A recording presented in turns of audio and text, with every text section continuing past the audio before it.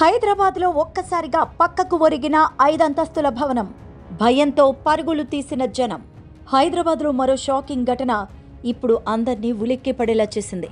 ఇప్పటికే హైడ్రా కూల్చివేతలతో నగరవాసులు ఆందోళన చెందుతుంటే ఓ బిల్డింగ్ మాత్రం దానికదే పక్కకు ఒరిగింది. ఈ ఘటన మాదాపూర్లోని సిద్దిక్ నగర్లో చోటు చేసుకుంది. మంగళవారం రాత్రి సమయంలో ఒక్కసారిగా 5 అంతస్తుల భవనం పక్కకు ఒరిగింది.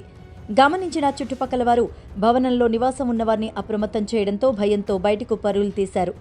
హైదరాబాద్లో షాకింగ్ ఘటన చోటు చేసుకుంది. మాదాపూర్ సిద్దిక్ నగర్లోని ఓ 5 అంతస్తుల భవనం ఉన్నట్టుండి ఒక్కసారిగా పక్కకు ఒరిగింది. ఈ ఘటన నవంబర్ 19 రోజు రాత్రి సమయంలో జరిగింది. గమనించిన చుట్టుపక్కల ఉన్న స్థానికులు భవనంలో ఉన్నవారిని అప్రమత్తం చేయడంతో అందులో నివసిస్తున్న వారు తీవ్ర భయాందోళనకు గురై బయటకు పరుగులు తీశారు. చుట్టుపక్కల ఉన్న స్థానికులు కూడా భయంతో టెన్షన్ పడ్డారు.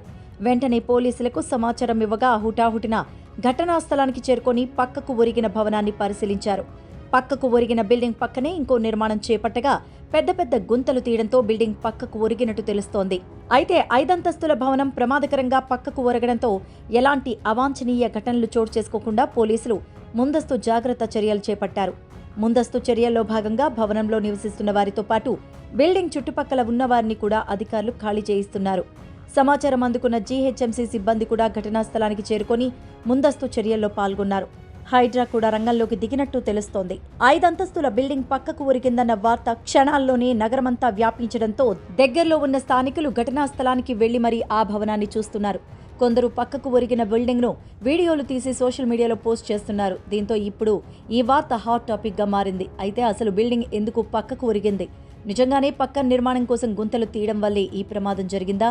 లేదా నాణ్యతా ప్రమాణాలు లేకుండా 5 అంతస్తుల భవనం నిర్మించినందుకే ఇలా జరిగిందా అనేది, తక్కువ విస్తీర్ణంలో ఎక్కువ అంతస్తులు నిర్మించినందుకు ఇలా జరిగిందా, లేక సరైన పునాది పిల్లర్లు వేయకపోవడం లాంటిదేమన్నా ఉందా, అక్కడి భూమి ఏమైనా కుంగిందా అన్నది అధికారులు తేల్చాల్సి ఉంది. దీనిపై నెటిజన్లు స్థానికులు రకరకాల అనుమానాలు వ్యక్తం చేస్తూ వస్తున్నారు.